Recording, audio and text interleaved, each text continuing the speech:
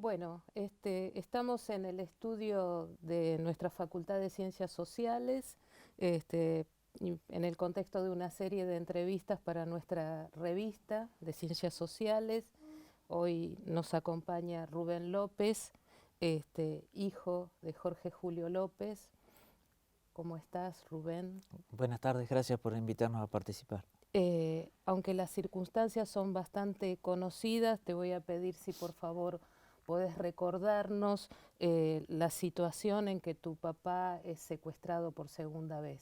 En el marco de los juicios por lesa humanidad, después de caídas las leyes de impunidad, en el año 2006, el primero en La Plata y más significativo porque era contra Miguel Osvaldo Echecolás.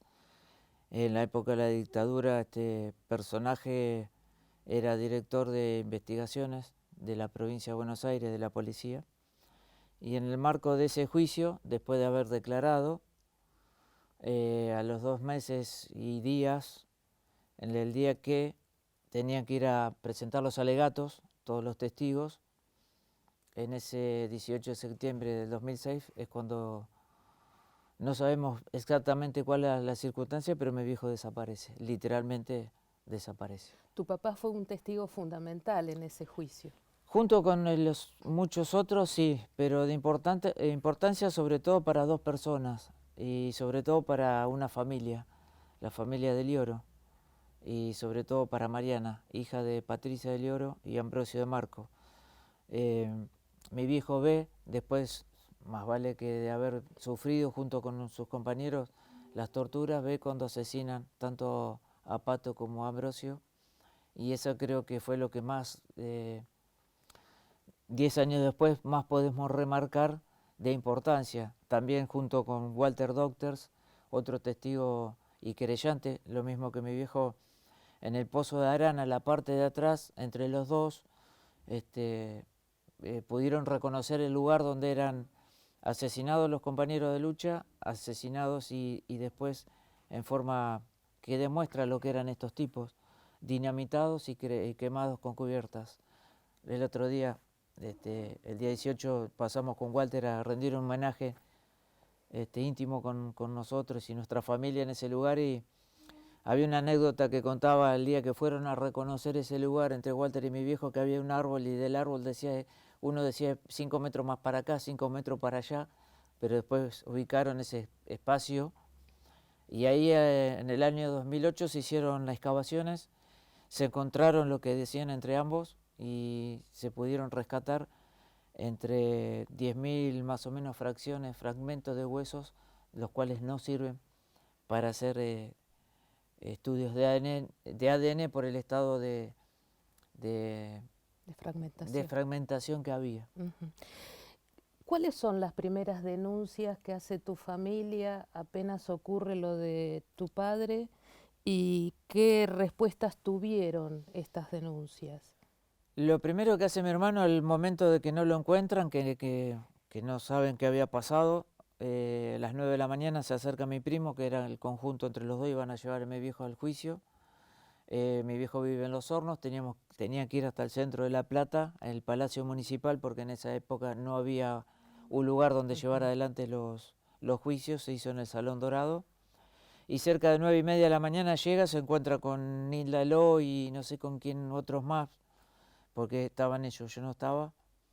Y les cuentan que mi viejo no estaba, que no sabía qué había pasado. El problema era que la audiencia empezaba a las 10 de la mañana.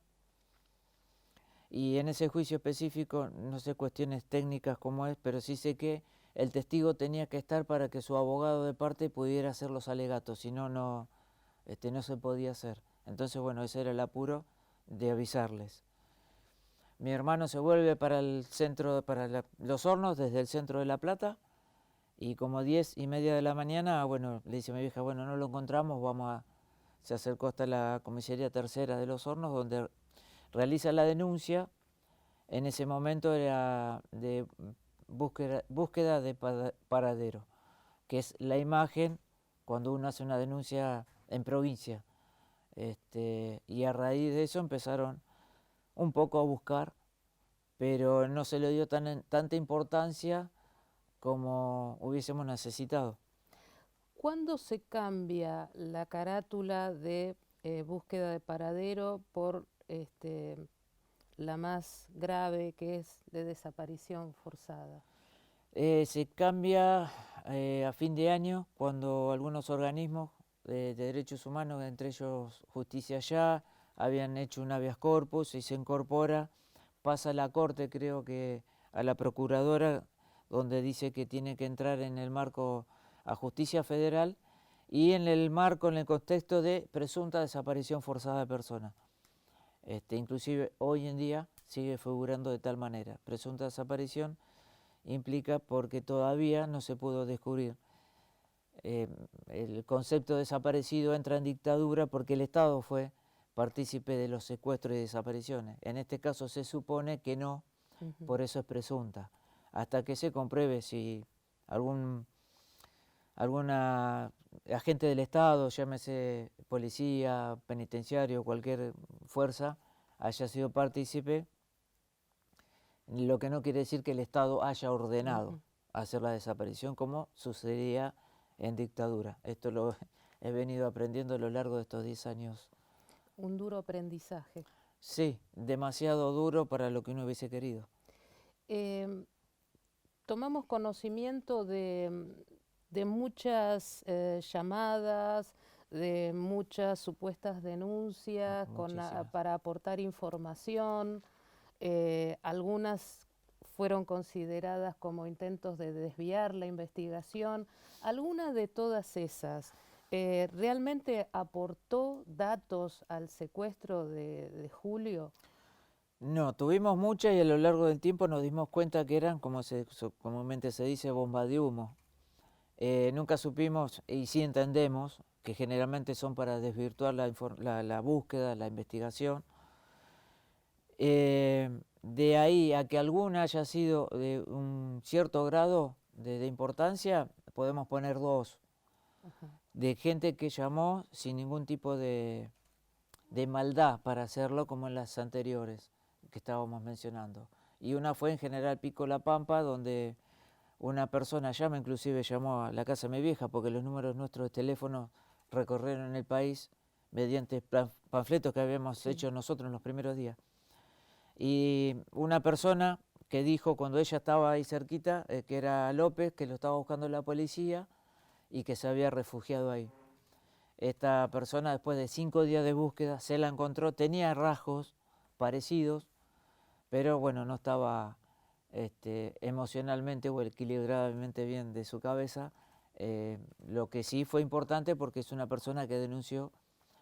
Lógicamente yo siempre comparé lo mismo, sobre todo en los primeros años. Vos vas a una plaza y todos los viejos son parecidos, tienen todos rasgos. Y te cuento una anécdota personal porque da a lo que uno puede llegar a confundir en alguien que no conoce a mi viejo.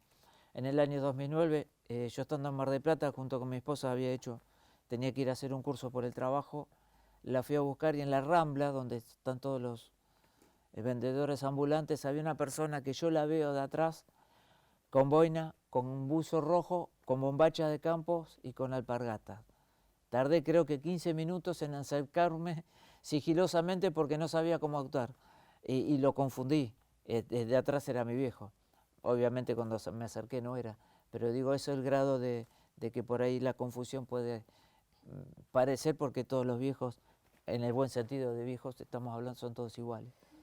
Y no deja de ser una reacción de quien ha sido víctima de un trauma de desaparición forzada, Exacto, ¿no? exacto. Creo que todos los que tenemos algún conocido, algún ser querido, desaparecido, más allá de lo que indique la razón, en algún momento pensamos que hay alguien similar y no podemos evitar ir y mirar. Aparte, lo tragicómico de la situación es, me dice mi esposa, y si es que lo encontramos, ¿qué hacemos? ¿Lo agarramos o llamamos a la policía? Porque claro, ¿en qué contexto vos podés explicar? Mira, encontré a mi viejo en Mar del Plata. ¿Y vos qué estabas haciendo en Mar del Plata? toda esa cosa que por ahí se podía generar al mal entendido. O sea, en ese primer momento hicimos, ya te digo, tuvimos 15, 20 minutos tratando de pensar qué hacíamos hasta que me acerqué y lo pude ver y no era. ¿Cuándo, cuándo supo tu familia, por boca de tu papá, lo que le había ocurrido a él en el 76? ¿Lo supieron siempre? ¿Lo No. supieron después? Técnicamente lo supimos completo, no me acuerdo cuál fue el día de la declaración, pero fue en junio del 2006. Nunca nos había contado. Siempre eh, prefirió tener eso en su cabeza y no contarnos por una cuestión, y intuyo, de no seguir haciéndonos mal con lo que él le había pasado. Había contado algunas cositas así muy poquito, pero en estos días me atrevo a pensar, después de haber encontrado estos escritos que hemos podido leer hace poquitos días, que el psicólogo de mi viejo fue un lápiz y un papel donde anotó día por día cada uno de los sufrimientos y de todas esas cosas que vio que pasaban a sus compañeros. Creo que él descargó en un lápiz y un papel lo que no nos contó a nosotros para preservarnos de hacernos más daño. Claro, es decir, todo indica que él trató de proteger a la familia Exacto. de esos hechos tan dolorosos y también de riesgos, ¿no? Exacto, de alguna manera protegió esos escritos que se encontraron, inclusive hay algunos dando vuelta en un libro, es parte de su testimonio día a día, parte de su bronca hasta el año 2004-2005, cuando todavía no habían caído las leyes de impunidad, donde él inclusive en uno a Pastor Azuaje le dice: pastor, te dejo esto, estoy cansado de luchar con jueces, con organismos de derechos humanos, con fiscales, con políticos que dicen que muchos de esos dicen que esto no había sucedido. Es muy sintético, hay que leerlo en el libro, pero básicamente era como que se había cansado de esta lucha, que bueno, poco tiempo después, gracias a la caída de estas leyes, a lo que decretó, lo que resolvió la Corte Suprema en ese momento, él pudo ir y contar lo que estaba escrito. Lo que estamos comentando con Rubén son escritos y dibujos de Jorge Julio López, en lo que llamamos el deber de memoria, un real esfuerzo de este testigo necesario en ir en busca del recuerdo, aun cuando ese recuerdo era tan doloroso, pero para dar testimonio, para denunciar y para pedir justicia, Sí, ¿no? eso es lo más asombroso. Bueno, Jorge Caterbetti, que es el que recopiló estos escritos y los convirtió en un libro, dice que para él es el libro de Ana Frank. A mí, yo cuando lo escucho realmente no, creo que no valoro la magnitud y el valor que le da Jorge Caterbetti a esos escritos. Resulta muy fuerte y es, de alguna manera, y tengo que reconocerlo, yo no leí el libro de Ana Frank, pero si lo compara de esa manera, porque seguramente él así lo considera y mucha gente también lo ha considerado así. Como en nuestra facultad tenemos la carrera de comunicación y justamente trabajamos con la comunicación, las formas de expresión, la manifestación de la cultura, nosotros hemos analizado los escritos de Jorge Julio López y entendemos que es como lo que podríamos llamar narrativas de emergencia, ¿no? La Sí, sí, con necesidad de una contar, de contar. Él tenía ganas de contar eso. la necesidad de contar y entonces escribir, escribir y escribir lo que recordaba. Y cuando la palabra no alcanzaba, dibujar. Dibujaba, hizo hasta su manera los momentos que los torturaban, inclusive como si hubiese habido una cámara y grababa, las celdas, el orden de que estaban cada uno de sus compañeros en las celdas.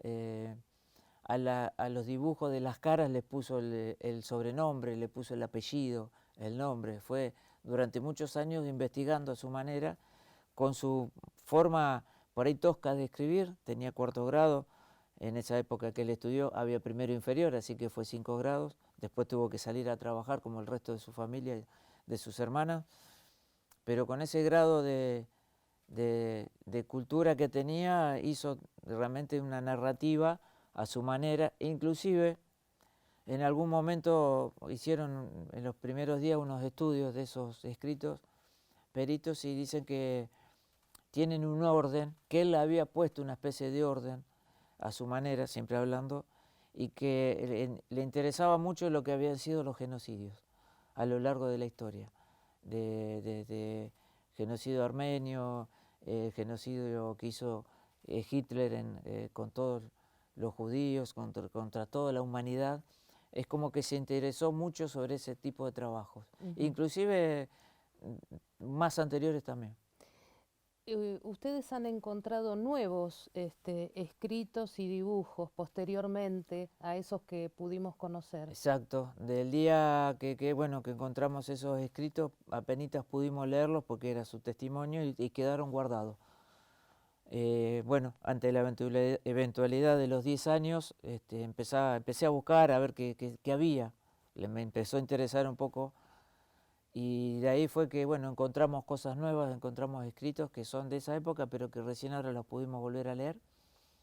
Y son un poco más abarcativos de lo que él contó en su testimonio en el juicio, y parte también es lo mismo, porque hasta encontramos fragmentos escritos en distintas épocas, se nota por ahí la escritura un poco más temblorosa, pero de la misma situación, era como que escribía y repetía para no olvidarse. Es muy conmovedor este hallazgo porque siguen siendo datos para aportar a la justicia, en cierta forma. De alguna, sí, habría que empezar a leerlos. En algún momento estos escritos de parte de la justicia fueron pedidos para que los entreguemos, por si había algún tipo de información. Nosotros consideramos que era su relato de su testimonio. Pero bueno, viendo algunas cosas por ahí capaz que se puede aportar. El problema es y que esto cuando uno lo presenta en un juzgado no terminen desparramados por todo el mundo y no se le dé la importancia, primero que nosotros le damos afectivo o como familia, y después que sea realmente que sirva sobre todo para buscarlo ahora. Después veremos si para algún otro juicio, lo que se siguen llevando adelante, también tienen algún grado de importancia y la justicia a su vez lo puede usar. En todo caso, se les puede hacer una copia y que la familia pueda retener los originales, ¿verdad? Porque es un alto contenido afectivo también. Sí, sí, porque no tiene otra cosa que no sea esa su historia. ¿Alguna vez tu familia sufrió presiones o amenazas de algún tipo luego de la desaparición de tu papá? No, en realidad directamente nunca nadie nos amenazó. E inclusive, como te decía al principio, lo primero que hicimos nosotros las primeras 48 horas fue foto de mi viejo, panfleto y los celulares particulares de nosotros, el número de mi mamá, de la casa. Nunca nos llamó nadie, ni siquiera para cargar. Ajá. Ahora, pasaron algunos hechos un poco extraños. Cuando mi viejo desaparece, en ese día se lleva un cuchillito de almuerzo y de cena, muy chiquito, algo que no tiene mucho valor para defensa, porque era una cosa muy chiquita, y las llaves. Cerró la puerta, nunca supimos si alguien lo obligó a cerrarlas, y después alguien las tiró en ese día o alguien las tiró posteriormente. Aparecieron debajo de una rosa, en un lugar donde no era común que mi viejo las dejara. Estaba el pasto alto, así que en el momento que mi esposa las encuentra tratando de cortar y entretener a mi vieja, que estábamos haciendo un trámite acá en Capital nosotros, mete la mano debajo de la rosa y aparecen las llaves. Y unos días antes, el auto de mi hermano, que estaba estacionado en la puerta de la casa de mi viejo, le habían roto las cerraduras. Bueno, ahí ya se tomó directamente como una amenaza sin decirla, y se empezaron a tomar las medidas que hasta hoy en día sigue habiendo, que tenemos protección domiciliaria en cada una de nuestras casas. Después también, anécdota que nunca supimos determinar porque no se pudo comprobar, pero apareció una persona con una escalera en mi casa diciendo vengo a arreglar el teléfono.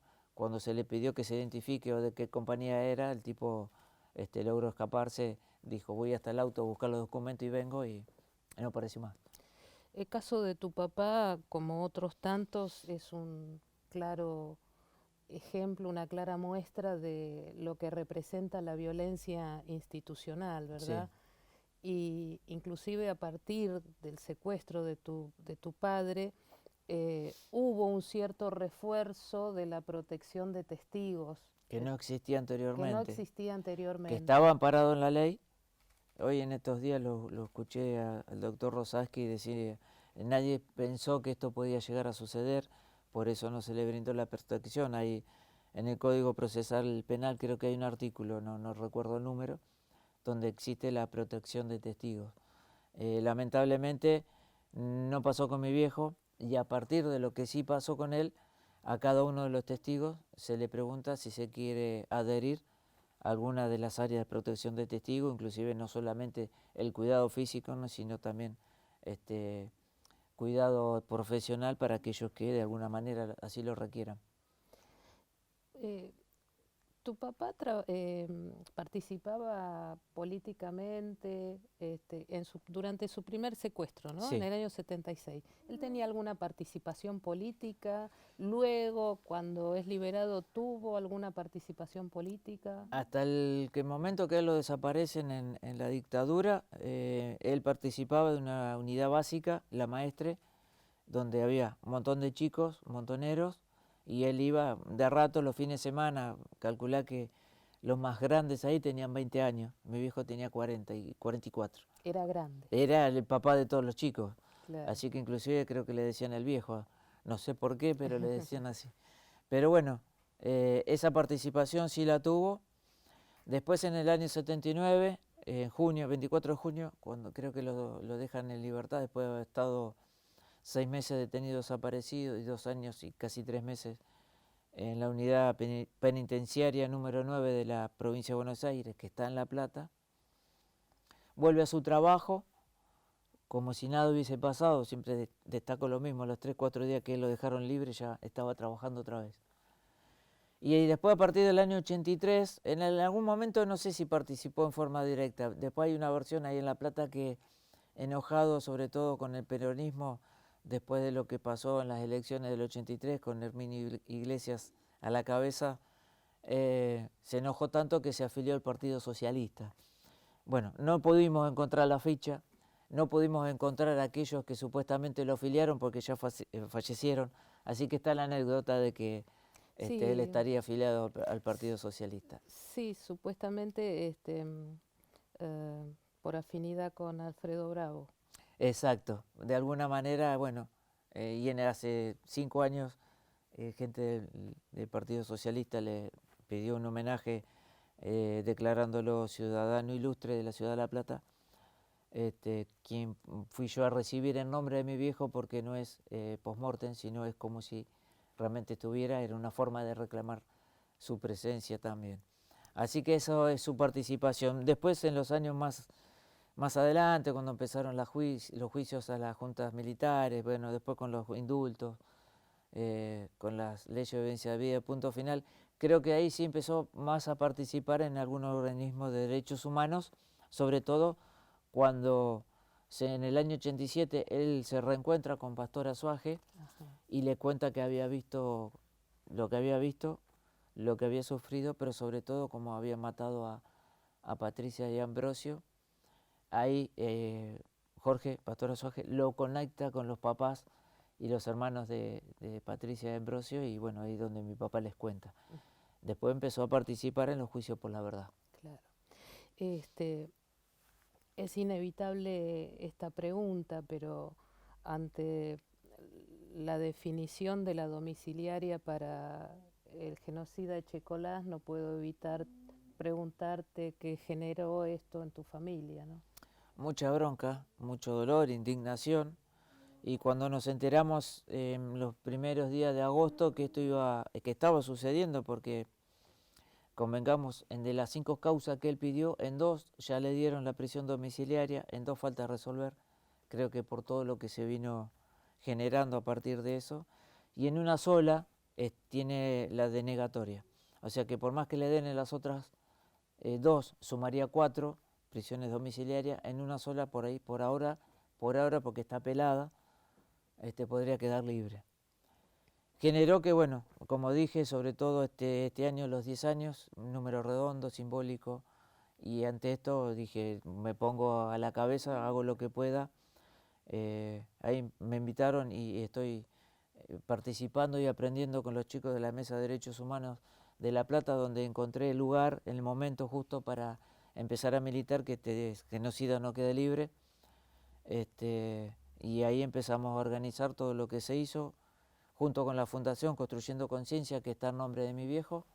No puede llevar el nombre de mi papá, párrafo aparte, porque no tengo un acta de defunción, así que no le podíamos poner el nombre, vacío legal que hay en la ley.